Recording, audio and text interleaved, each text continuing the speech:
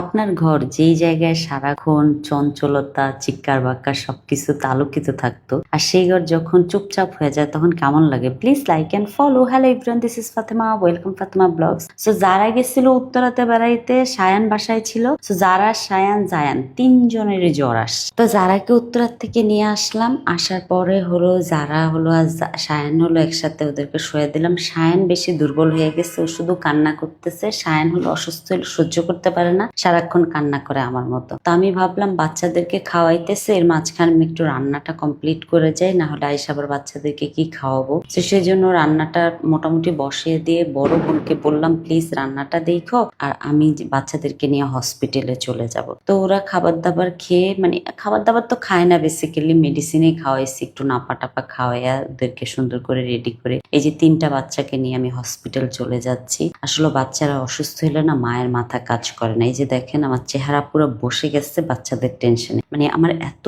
বেশি খারাপ লাগতেছিল আমার বাচ্চাদের জন্য, আমি বলে বুঝাইতে পারবো না। কথা বলতে বলতে চলে আসলাম হসপিটালে। আসার পরে এখানে হলো সায়ান, যারা, জায়ানের 3জনেরই হলো বিল করা কমপ্লিট। তারপরে হলো ওদের জ্বর মাপতেছে। সো জ্বর মাপাটার সময় সায়ান অনেক বিরক্ত করতেছিল, আর যারা একটু চুপচাপ গুমসুম ছিল, যারা অসুস্থ হইলে অনেক চুপচাপ হয়ে যায়, আর সায়ান অসুস্থ হইলে সারাক্ষণ কান্না করে। দুইজনের টেন্ডেন্সি দুই রকম। তো যারা এখানে, যারা জায়ান দুষ্টামি করতেছে, তাদের থেকে একটু বেটার লাগতেছে, যেহেতু নাপা ওষুধটা খাওয়াই আনছি 3জনেরই, তো জ্বরটা একটু ছেড়ে দিছিল। তারপর হলো সায়ান যারাকে বাসায় পাঠিয়ে দিছি ডাক্তার দেখিয়ে। আর জায়ানের হলো ডাক্তার মানে একটু লেট হবে, সেই জন্য আমি আর জায়ান এখানে বসেছিলাম। তারপরে এই যে জায়ানের বিপি টিপি মাপা হচ্ছে এখন। তারপরে জায়ানকে ডাক্তার দেখাইলাম, দেখানোর পরে আলহামদুলিল্লাহ সব ডাক্তার ঠিকই বললো। এখন আমরা বাসায় চলে যাচ্ছি। আমরা সারা দিন কিছু খাইনি, আমি সেই 12টা বাজে হসপিটালে গেছি, এখন 6টা বাজে বাসায় ব্যাক করতেছি এই অবস্থায়। তারপর ফোনে বলে দিছি প্লিজ খাবার লাগা, ওটা বলে অনেক ক্ষুধা লাগছে। এর মাঝখানে আমার ছেলে আমাকে রেখে দৌড়ে উপরে চলে আসছে, আগে আগে আইসা কাপড় চোপড় চেঞ্জ করে রেডি হয়ে গেছে। তারপর আমরা মা ছেলে বসে আরাম করে খেলাম। খাওয়ার পর আমার হাজবেন্ড অফিস থেকে আসলো,